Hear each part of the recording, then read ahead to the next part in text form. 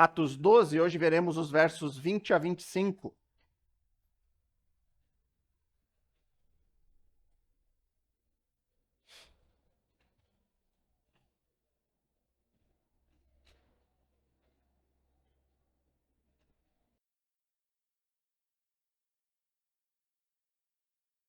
Irmãos, hoje nós vamos encerrar o capítulo 12, mas antes de nós fazermos a leitura aqui desse texto, é importante a gente lembrar um pouquinho do que está acontecendo aqui. É sempre importante nós lembrarmos o contexto para entendermos melhor a questão aqui que nós veremos hoje.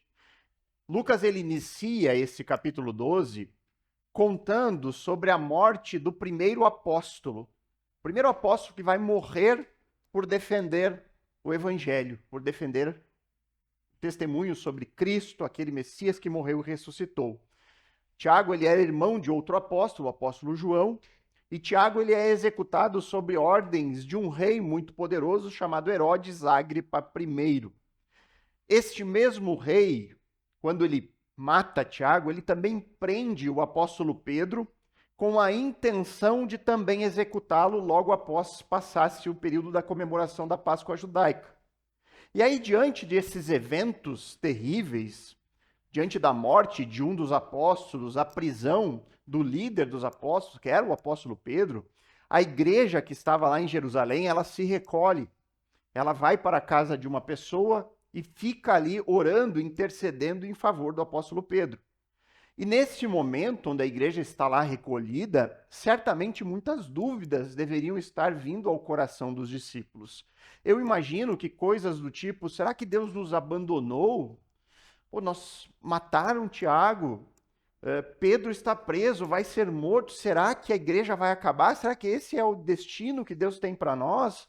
Será que nós vamos conseguir resistir a essa perseguição que vem por meio de um rei muito poderoso? Por que será que Deus não está nos defendendo? Por que será que Deus tem permitido essas coisas acontecer? Eu imagino que essas perguntas deveriam estar no coração dos discípulos ali, reunidos, orando, confiando, mas com aquelas dúvidas que muitas vezes nós, na nossa caminhada cristã, nos vemos também. Coisas acontecem e nós questionamos, poxa, por que Deus está deixando isso acontecer comigo? Por que eu tenho que passar por isso? Enfim, mas é nesse período de muita dúvida, mas também de muito clamor, de muita oração, que Deus realiza ali um milagre. É um grande milagre, a salvação ali, a libertação de Pedro, que Deus tem com isso não só livrar Pedro da morte, porque vai chegar o momento em que Pedro vai morrer. E ele, segundo a tradição da igreja, vai ser crucificado. Então, nesse momento que Deus faz o milagre libertando Pedro, naquele momento da história, Deus está mostrando ali algo. Deus está ensinando para a sua igreja. É um milagre que tem uma função didática. Deus está demonstrando, com a sua interferência sobrenatural naquele momento, de que Ele está no controle das coisas. De que Ele é poderoso para fazer o que Ele quer. E naquele momento Ele quis livrar Pedro. Deus manda um anjo até Pedro na prisão e faz com que ele escape de lá. Pedro estava, nós já vimos, acorrentado entre dois soldados, mais dois fazendo a segurança na porta, num revezamento de 6 em 6 horas. Era um esquema infalível, não tinha como escapar. Mas Pedro escapa de forma sobrenatural. E aí, assim que Pedro é liberto, ele procura a igreja, ele procura os seus irmãos que estavam reunidos, como de costume, na casa de uma irmã chamada Maria, que é mãe de João Marcos. Chegando ali, Pedro encontra alguma dificuldade, nós vimos isso no texto, no capítulo 12, ele tem uma dificuldade para entrar na casa, mas quando ele consegue, ele conta os detalhes da sua libertação, e aí então ele sai de Jerusalém, muito provavelmente porque ele sabia que seria intensamente procurado pelo rei. Então ele sai um pouquinho do foco, ele vai para outro lugar que Lucas não nos conta, para que ele não fosse capturado novamente. Então esse milagre que nós analisamos no capítulo 12, ele tem como objetivo dar um novo ânimo para a igreja. Ele tem ali como objetivo de Deus mostrar para a igreja naquele momento de que ele é poderoso, de que ele está cuidando de tudo e que tudo o que tem acontecido está debaixo das suas mãos.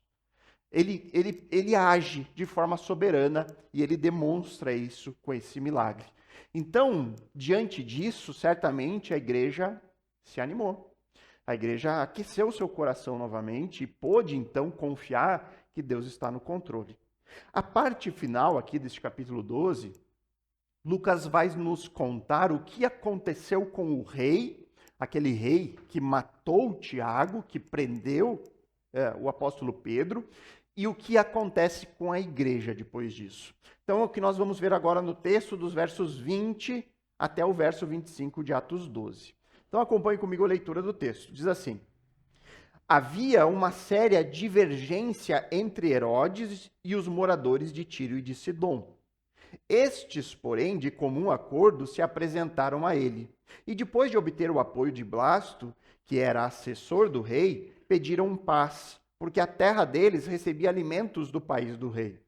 Em dia designado, Herodes, vestido de traje real, assentado no trono, dirigiu-lhes a palavra.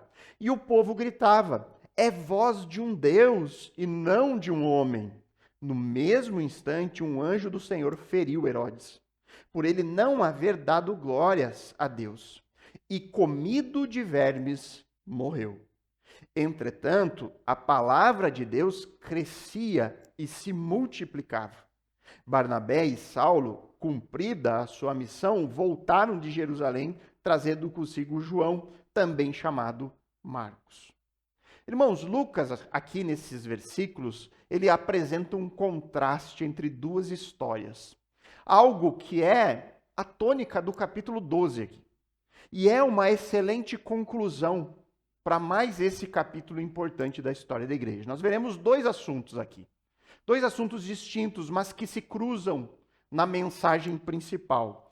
Na primeira parte, Lucas, ele fala sobre a queda de um rei extremamente poderoso. Ele vai narrar a queda desse rei. Depois, na parte final, ele fala sobre o que acontece com a igreja. E nós já lemos aqui o crescimento da igreja. Nós veremos o evangelho ganhando adeptos mesmo em meio ao sofrimento e à perseguição.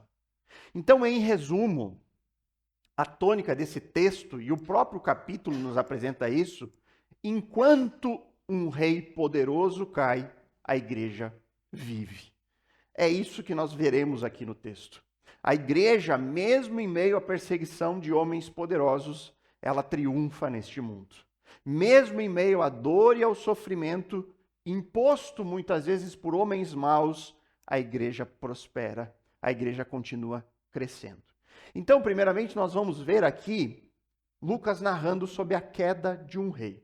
E aquilo que nós veremos em detalhes agora reforça algo que eu já digo há vários momentos, desde o início da análise de Atos: a historicidade desse livro. Irmãos, isso aqui é um livro que está contando história. Está nos contando coisas que aconteceram, fatos reais. Nós não estamos lidando aqui com um conto de fadas ou histórias inventadas.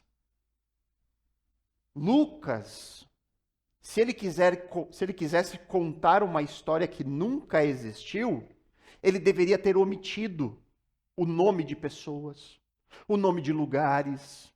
Se alguém quer contar uma mentira, ela não conta a mentira com muitos detalhes. Por quê? Porque se ela der muitos detalhes, essa história pode ser conferida depois. Você imagina se já é difícil você dar nomes de pessoas, de lugares para alguém que quer mentir, você coloca um personagem histórico no meio da história.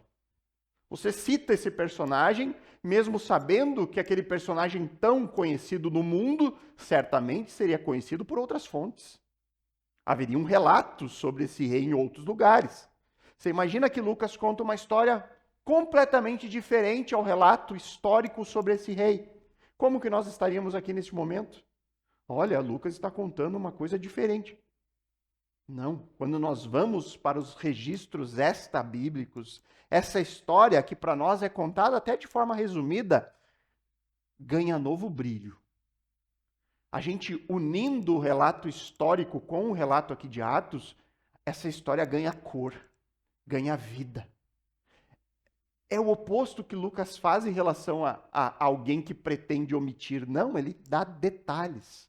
Ele conta momentos específicos. Há um outro historiador que atuou neste mesmo período de Lucas, que é um historiador judeu que não era cristão e não tinha qualquer compromisso com o cristianismo e que relatou muitos detalhes dessa história, que é um homem chamado Joséfo. Ele é muito conhecido na história pelos seus relatos. E nós vamos aqui unir Lucas com Joséfo para entender essa história de uma maneira ainda mais vívida. Então olha o que diz o verso 20 ali. Lucas nos conta assim: havia uma séria divergência entre Herodes e os moradores de Tiro e de Sidom. Estes, porém, de comum acordo, se apresentaram a ele. E depois de obter o apoio de Blasto, que era assessor do rei, pediram paz, porque a terra deles recebia alimentos do país do rei. Irmãos, olha os detalhes da história. Lucas é detalhista. E existe muita informação histórica sobre isso aqui. Existe muito relato histórico sobre os motivos de que Tiro e Sidom tinham uma divergência com Herodes. E Herodes não gostava desses povos, bloqueava alimento. Há muita coisa para se falar aqui. Eu poderia ficar hoje só falando sobre esse versículo 20, contando os relatos históricos. Mas, quando eu vou para o texto, eu vejo que Lucas não se preocupou em dar muitos detalhes. Ele só diz, olha, existia uma divergência entre esses povos, e esses povos tentaram uma audiência com o rei para uma conciliação. Então eu vou ficar nisso. Eu creio que isso não vai, os detalhes disso não vai trazer nenhum acréscimo realmente relevante para nós. O fato é, o rei, ele tinha divergência com duas nações, Tiro e Sidom. Tiro e Sidom precisam resolver isso. É que nem o Brasil tentando resolver as taxas com o Trump. Precisa resolver, nós precisamos melhorar nosso relacionamento comercial. Era mais ou menos isso que estava acontecendo. Eles tentando uma audiência com aquele homem poderoso para reaver os seus acordos comerciais. E aí, nessa busca por resolver isso, os representantes de Tiro e Sidom conseguem convencer aquele que era o principal assessor de Herodes, chamado Blasto. E aí, então, ele consegue uma audiência. Eles queriam que o relacionamento dos países voltasse, eles pediram paz, ou seja, pediram reconciliação. E a audiência foi marcada. E parece que essa audiência foi marcada em um dia festivo. É o que diz o verso 21. Em dia designado, Herodes, vestido de traje real, assentado no trono, dirigiu-lhes a palavra. E aqui as coisas começam a ficar bem interessantes. De acordo com Joséfo, esse historiador judeu que eu comentei, Herodes Ágripa, ele teria ido até a Cesareia a fim de comemorar um festival que honrava o imperador Cláudio. Essa festa lá, ela consistia de jogos. Eram corridas de biga, né, de cavalos, eram os gladiadores lutando, haviam teatros. E essa festividade acontecia de 5 em 5 anos. Possivelmente, o auge da festa era no dia 1º de agosto. Por quê? Porque era a data do aniversário do imperador. E essa data ela é importante por quê? Porque é nesse momento, no início de agosto, onde as colheitas terminam e as negociações comerciais começam. Então era um momento propício para eles se apresentarem lá, dos outros países, diante do rei Herodes, solicitando lá uma audiência naquele momento de festa para poder comprar alimento, porque eles dependiam disso. E aí, nesse dia designado, segundo Lucas, é no segundo dia de festas. Joséfo, o historiador que nos diz que é o segundo dia, ele conta que neste momento, Herodes, ele estava nessa festa vestido de uma túnica tecida com fios de prata, que brilhavam à luz do sol. Olha só como ele relata isso. E aqui eu abro aspas para Joséfo, isso está registrado nos seus livros. Ele diz assim: Ágripa trajou-se com um manto feito totalmente de prata, com uma estrutura verdadeiramente maravilhosa, e chegou ao teatro bem cedo da manhã, em um horário no qual a prata do seu traje em real era iluminada pela fresca reflexão dos raios solares sobre ele, brilhando de forma surpreendente, tornando-se tão resplandecente a ponto de espalhar o medo sobre aqueles que o olhavam intencionalmente. E logo os bajuladores começaram a gritar de um lugar e de outro que ele era um deus. Olha o registro que José faz. Diz que ele estava lá vestido uma roupa tecida com fios de prata.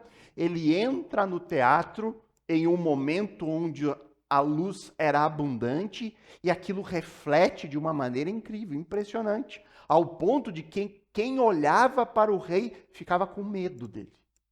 E aí, algumas pessoas começaram, é um Deus. E olha o que Lucas diz no verso 22. O que o povo gritava? É voz de um Deus, não de um homem. E aqui, querido, nós temos que tentar ligar os pontos. Herodes era um rei extremamente poderoso. Para que você tenha uma ideia do seu poder, em termos de domínio e de alcance de território que ele governava, Herodes ele se comparava aos reis Davi e Salomão. Ele era comparado com Davi e Salomão pelo seu poder e pelo território que ele governava.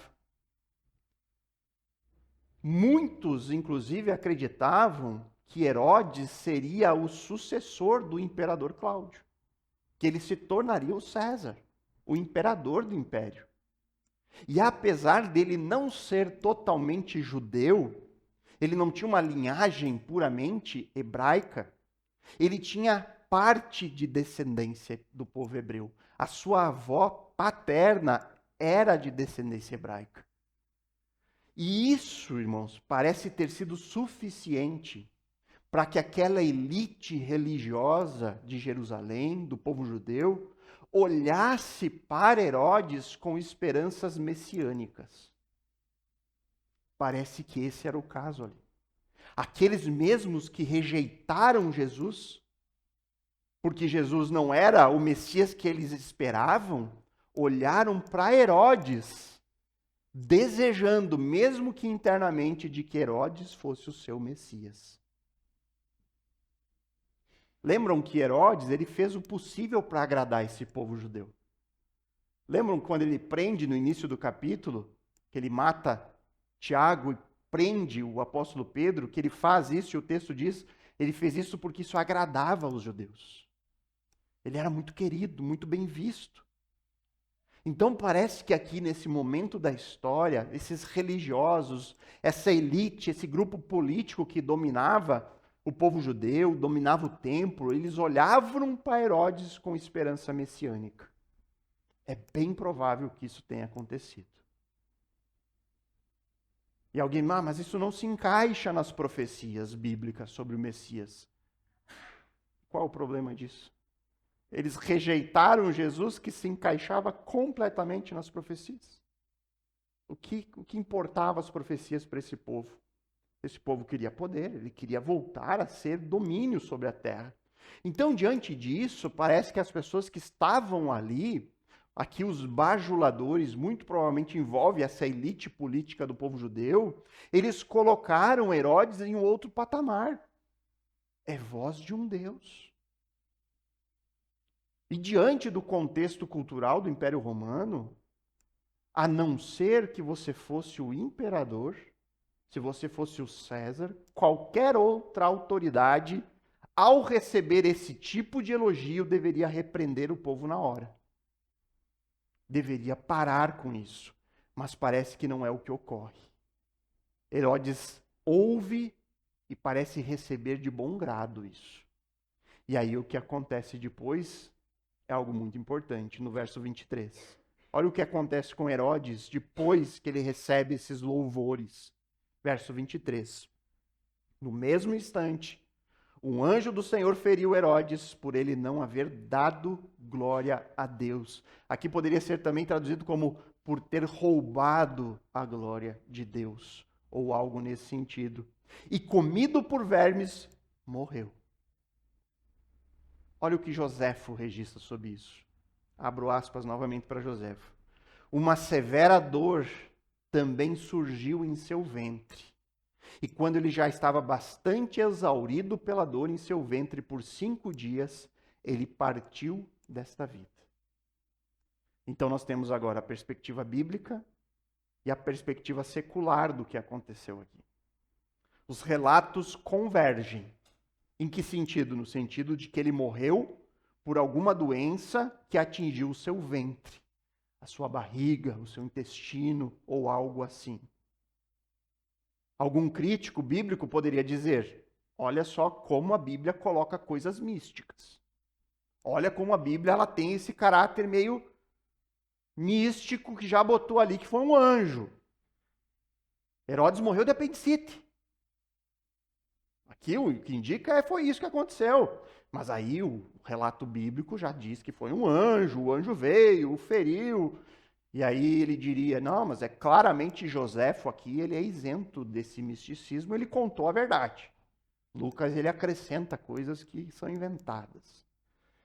E aí você pega esse crítico e diz, só um pouquinho, calma um pouquinho, vamos aprofundar. Olha o que Joséfo também conta sobre isso. Joséfo diz assim, que quando o rei Herodes olhou para cima, viu uma coruja sentada sobre uma certa corda acima de sua cabeça, e imediatamente entendeu que esse pássaro era um mensageiro de más notícias, e caiu em profunda tristeza. Olha isso, irmãos. Olha o que Joséfo diz. Que o rei Herodes olhou para cima e viu uma coruja sob uma corda, e ali ele entendeu que aquilo era um mau presságio de más notícias e ficou profundamente triste. Irmãos, será que o rei nesse momento viu o anjo do Senhor ali? Eu não sei, mas é bem possível que sim. É bem possível que tenha sido algo nesse sentido. Joséfo era secular, ele não registraria a história de uma forma mais religiosa ou mística, mas ele registrou da maneira que ele achou que aconteceu. Mas algo aconteceu ali.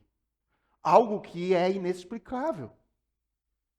E essa forma como ele morre, e aqui a morte, morreu comido por vermes, isso é relatado na história como algo que acontecia naquele tempo e era uma das mortes mais dolorosas que existia. Existem relatos de que a pessoa ela fedia dias antes da sua morte porque ela estava sendo comida de dentro para fora. Que as pessoas chegavam, as pessoas que sofriam com isso, elas tinham um cheiro de cadáver antes de morrer. E as dores eram angustiantes, agonizantes. Que depois que a pessoa morria, eram encontrados vermes de 2 a 3 metros dentro do seu ventre. Irmãos, são coisas assim terríveis. Parece que essa foi a morte de Herodes. Irmãos, algo aqui que nos ensina. A forma como Herodes morreu nos lembra o que pode acontecer com alguém que acha que está acima do juízo de Deus. Perseguir a igreja, perseguir a Deus, jamais é uma ação recomendável. Até mesmo para um poderoso rei. Esse relato nos mostra quem está no controle deste mundo. Lembram o que Jesus diz lá em Mateus 6:27? Jesus diz assim no Sermão do Monte: qual de vocês, por mais preocupado que esteja, pode acrescentar ao menos 1 hora à sua vida?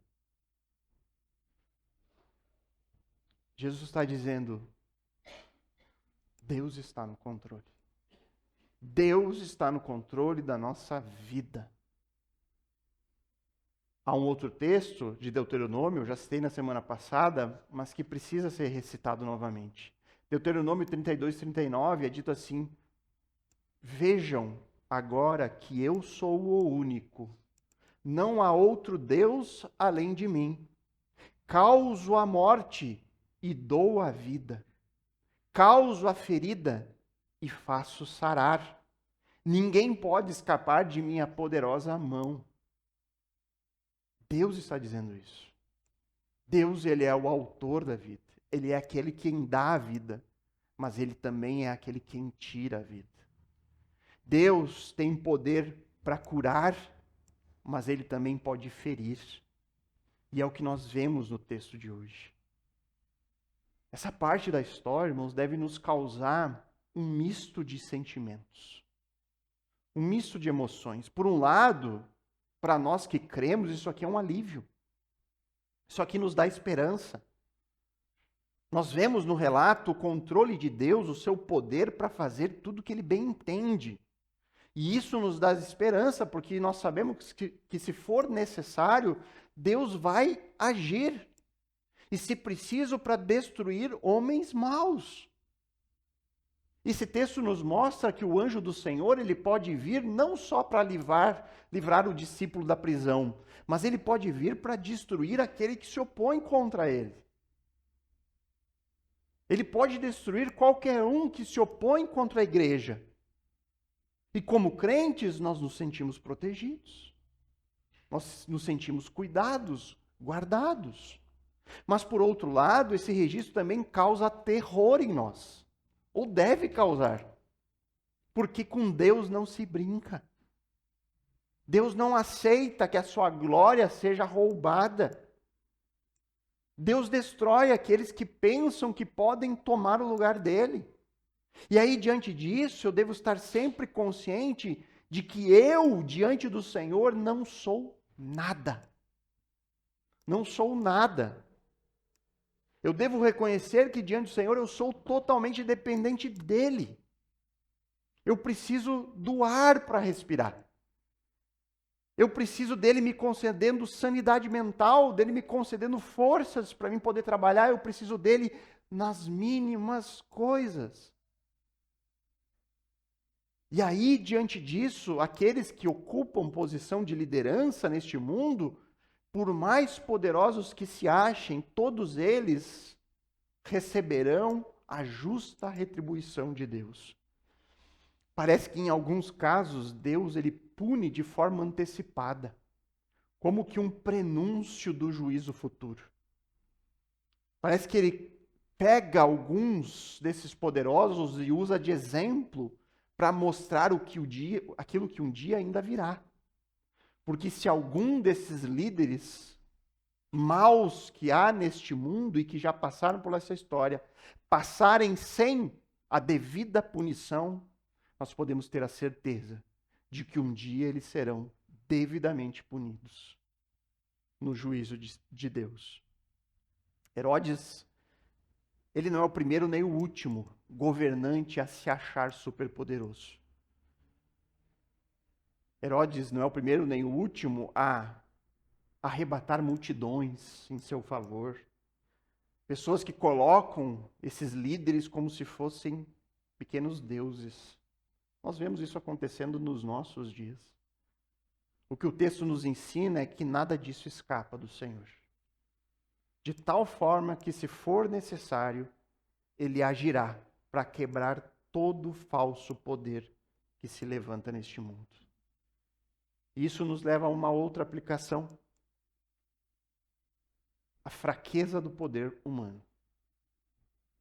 A fraqueza do poder humano. Herodes era o homem mais poderoso naquela região. Comparado com os líderes que nós temos hoje em dia, ele é extremamente muito mais poderoso do que qualquer um deles. Aos olhos humanos, Herodes parecia ser onipotente. O que ele queria, ele fazia. Ele tinha poder para julgar e condenar qualquer pessoa por qualquer motivo. Ele fez isso com Tiago. Ele podia prender e mandar matar. Não precisava de advogados, de um julgamento. Ele fazia o que ele queria. Era o homem mais poderoso daquela região. O que Deus faz com esse poder? O que Deus faz com esse poder desse rei?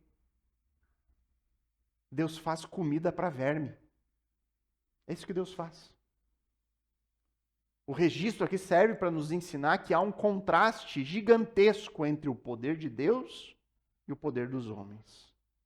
Até o mais poderoso de nós, diante do Senhor, não é nada. Nós somos seres humanos, frágeis, vulneráveis. Em comparação com Deus, nós somos uma poeirinha nesse cosmos. Que isso nos ajude a lembrar o quanto que essa nossa realidade aqui, ela é passageira.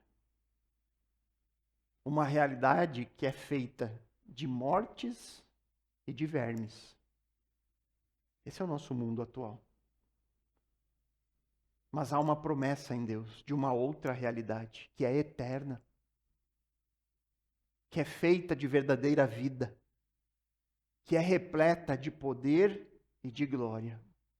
E essa realidade futura está disponível para qualquer um que esteja unido ao Rei deste reino futuro, ao Rei chamado Jesus Cristo. Se nós reconhecermos a nossa pequenez, se nós reconhecermos que não somos nada diante do Senhor, nos vermos como pecadores que não merecemos e não podemos fazer nada, se nós olharmos para Cristo como única esperança da nossa vida, se nós tirarmos os olhos dos nossos méritos e olharmos para os méritos de Jesus, nós teremos parte deste reino eterno com Ele. E nós desfrutaremos de uma outra realidade infinitamente maior e melhor. Agora o texto ele segue nos contando que enquanto Herodes morre, a igreja vive. E aí vamos ver o que Lucas tem a nos contar sobre o crescimento da igreja. Ele diz ali no verso 24: entretanto, a palavra de Deus crescia e se multiplicava. Irmãos, repare esse entretanto aqui. Lucas está fazendo uma ligação. Ele está relacionando o que aconteceu com Herodes com o que ele está dizendo agora, que a igreja crescia. É como se Lucas dissesse para nós: enquanto o poderoso rei morreu, enquanto aquele homem que o povo clamava como sendo tão poderoso quanto um Deus, enquanto este rei foi comido por vermes, enquanto este rei teve um fim patético, um reinado de pouquíssimos anos, aproximadamente 3 anos foi o reinado dele, enquanto esse rei morre, o verdadeiro rei, ele vive. E a sua palavra, o seu testemunho, o evangelho continua crescendo, continua se multiplicando. Então esse texto aqui de hoje, a maneira como Lucas ele organiza o seu relato, a relação direta que ele faz da morte do rei com o crescimento de uma igreja sofredora, ele tem muito a nos ensinar. Com essa história, Deus está demonstrando de forma prática que o seu poder, o poder de Deus, ele se manifesta na fraqueza do seu povo. Irmãos, pense comigo. Quem era o poderoso dessa história? O rei Herodes. Quem estava sofrendo, sendo perseguido, morrendo? A igreja, os discípulos, os crentes. Mas quem termina essa história vitorioso? Quem termina? O evangelho termina. A igreja crescendo em número, se fortalecendo. Irmãos, isso faz sentido aos olhos humanos? Faz sentido. Aquele que é poderoso acabou tendo um fim terrível. E aquela igreja que estava sofrendo termina triunfando. Isso nos traz à memória algo que Jesus disse ainda ao apóstolo Pedro, em um texto bem conhecido lá de Mateus 16, 18, onde Jesus disse para Pedro: eu também digo que você é Pedro, e sobre essa pedra edificarei a minha igreja, e as portas do inferno não prevalecerão contra ela. Jesus disse que através do ministério do apóstolo Pedro, a igreja ela seria construída. E isso aconteceu, nós acompanhamos aqui em Atos, Pedro atuando na edificação da igreja, mas Jesus diz de forma enfática que por mais que Pedro trabalhe na edificação, é Jesus quem edifica. Eu edificarei a minha igreja, Jesus disse. Portanto, a igreja ela tem um dono, e esse dono é o Senhor Jesus, e porque a igreja é de Jesus, nós podemos confiar naquilo que Jesus diz na parte final, que as portas do inferno não prevalecerão contra ela. Por quê? Porque se a igreja é de Cristo, do Deus encarnado, do Deus Todo-Poderoso, do soberano Senhor, então é claro que nada, nem forças espirituais, nem Satanás, nem perseguição, nem rei algum, nada pode derrotar a igreja do Senhor. Tem um pastor e escritor britânico do século XIX, que eu só não vou dar o nome porque eu não sei soletrar, não sei dizer o nome, é um nome muito complexo. Então só basta saber que era um pastor do século XIX. E ele fala o seguinte, ele escreveu assim: coroas e tronos podem perecer, reinos surgem e desaparecem, mas a igreja de Jesus inabalável permanecerá. As portas do inferno jamais poderão contra essa igreja prevalecer. Temos a promessa do próprio Cristo e ela jamais deixará de se cumprir. A igreja jamais será derrotada. Talvez se inicie uma perseguição sobre nós. O nosso mundo tem caminhado para esse caminho. Parece que os valores cristãos estão cada vez mais sendo perseguidos no mundo. Não nos assustemos se em alguns poucos anos seja proibido os cristãos se reunirem para divulgar as suas crenças. Não se surpreendam, porque em vários lugares do mundo isso já é uma realidade. Mas se isso acontecer, nós podemos nos lembrar desse texto. Mesmo que soframos perseguição, mesmo que o mundo esteja contra nós, nós podemos confiar que a igreja não vai perecer. A igreja continuará crescendo, porque essa igreja é do Senhor. E Ele aguarda e cuida.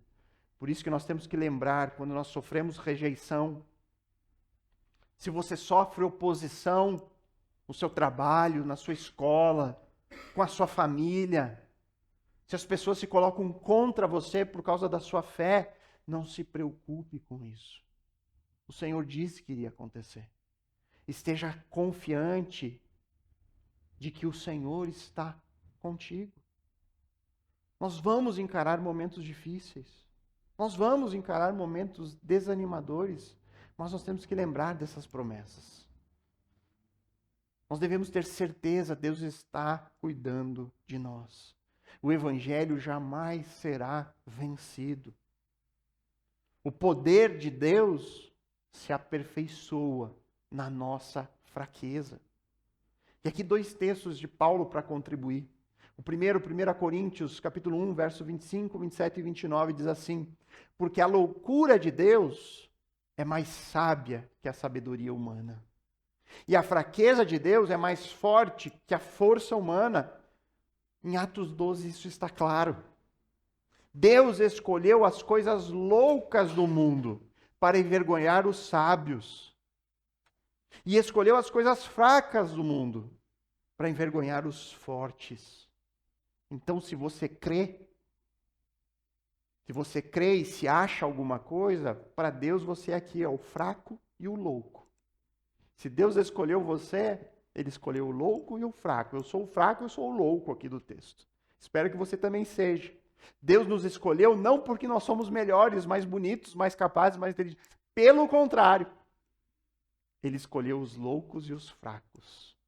E Deus escolheu as coisas humildes do mundo, e as desprezadas, e as que nada são, para reduzir a nada as que são. Nós somos esses. Os desprezados, os humildes, aqueles que não são nada. Deus nos escolheu para envergonhar este mundo que acha que sabe todas as coisas, que sabe qual é o melhor caminho, a melhor filosofia. Deus nos escolheu para mostrar o poder de Deus em nós. Na nossa fraqueza, Deus mostra que Ele é forte. E aí tem um segundo texto, aí eu quero que você abra esse texto, que é um texto um pouquinho mais longo. 2 Coríntios, capítulo 4. 2 Coríntios 4, versos 7 a 18.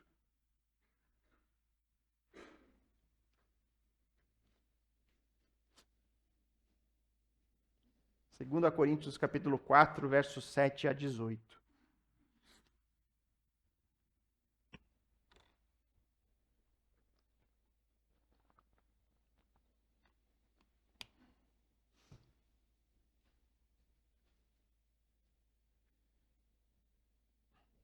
Segunda Coríntios 4, versos 7 a 18.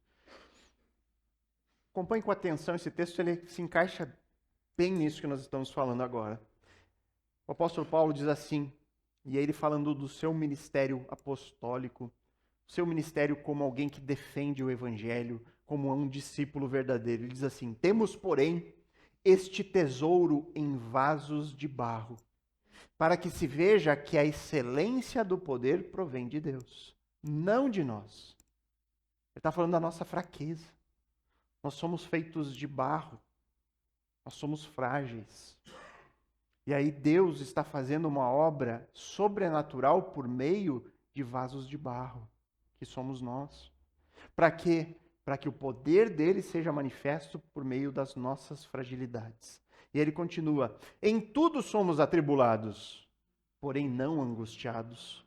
Ficamos perplexos, porém não desanimados.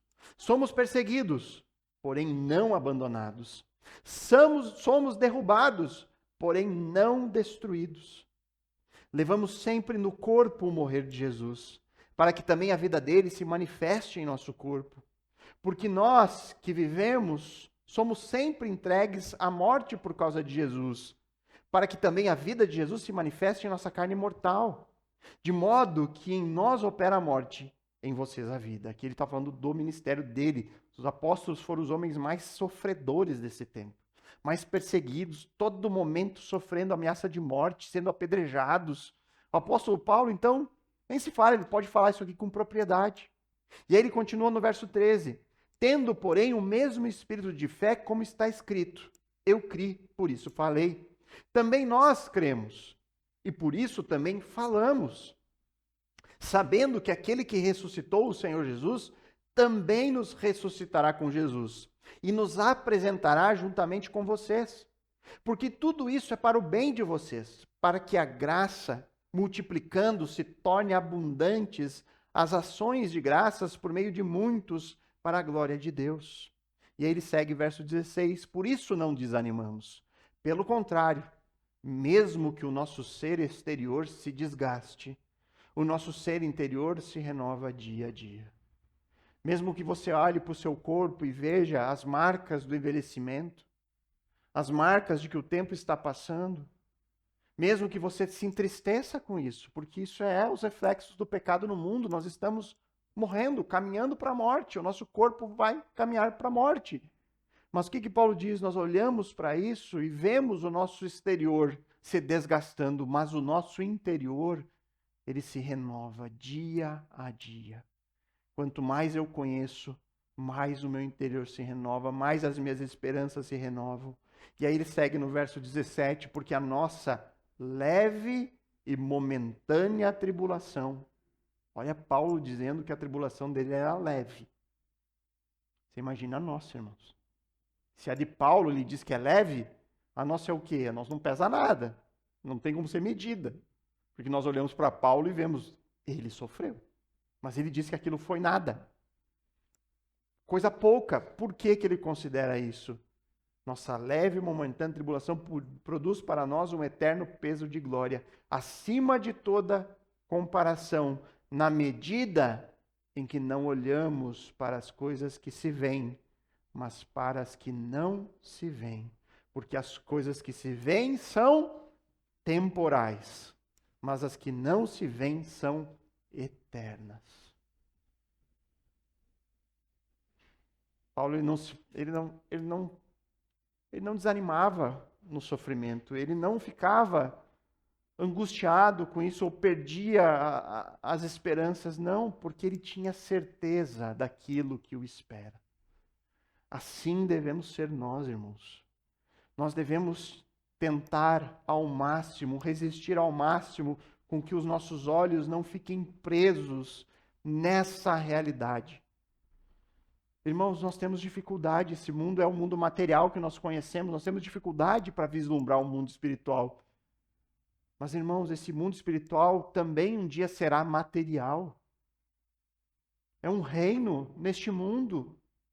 Uma vida completamente restaurada, todos nós vamos morrer, mas receberemos nossos corpos de volta. Corpos não mais corruptos ou corruptíveis, que não mais experimentarão o envelhecimento. E aí então um dia todos nós celebraremos essa realidade que talvez agora seja difícil para nós enxergar. Mas nós temos que exercitar a nossa mente e o nosso coração para olhar para aquilo que nos espera. Porque é o olhar para a eternidade que nos sustenta neste momento difícil. É o olhar para aquilo que nós vamos desfrutar, que nos ajudam a perseverar nesse tempo, com muitas dores, com muitos sofrimentos, com muitas decepções. Então, quando seu coração estiver aflito, lembre-se das promessas. Lembre-se dessa realidade futura. Lembre-se aquilo que Deus tem planejado para você. Se você crê nele, você pode confiar. Essa esperança, o sentido bíblico de esperança é uma certeza. Nós não sabemos o dia, mas nós sabemos que tudo isso vai acontecer. E aí nós temos que agora apenas clamar: Senhor, nos ajuda a ser assim. Nos ajuda a pensar assim. Nos ajuda a agir como Paulo agiu. Nós precisamos, Senhor, nos ajuda a dependermos mais da Tua graça, a entendermos que a Tua graça vale mais do que qualquer coisa. Nós precisamos aprender, irmãos, a celebrar a nossa fraqueza. Nós precisamos celebrar as nossas lutas, as nossas dificuldades, o nosso envelhecimento, olhar para as nossas limitações e ver nelas uma oportunidade de Deus manifestar o seu poder em nós. É assim que nós vemos, quando nós vemos o irmão doente, celebrando a graça do Senhor. Isso é poder de Deus na fraqueza. Quando nós vemos as pessoas mais velhas que estão partindo, mas partindo deste mundo, louvando ao Senhor, com confiança de que Ele estará na glória, esse é o poder de Deus se aperfeiçoando na nossa fraqueza. Quando nós vemos Deus usando pessoas inimagináveis, nós vemos o poder de Deus na fraqueza. Nós vemos, é dessa forma. Então, rejeição, oposição, sofrimento, isso não deve nos surpreender.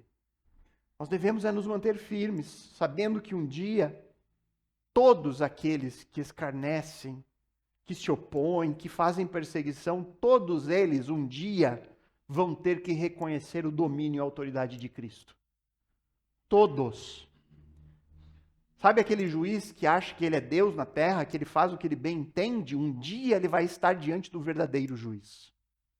E, irmãos, nós crentes estaremos lá. Nós estaremos lá. Nós veremos isso acontecer.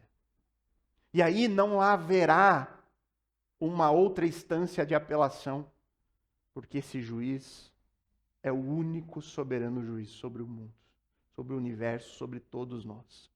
Para alguns, esse dia vai ser terrível, porque eles estarão diante não mais de um redentor, mas daquele que vai julgar as suas vidas de acordo com os seus atos. Mas para a igreja, esse será um período de festa, a consumação das promessas, onde toda a nossa fraqueza será transformada em poder e glória para a honra dele. Irmãos, esse dia vai chegar, irmãos. Eu só não sei a data.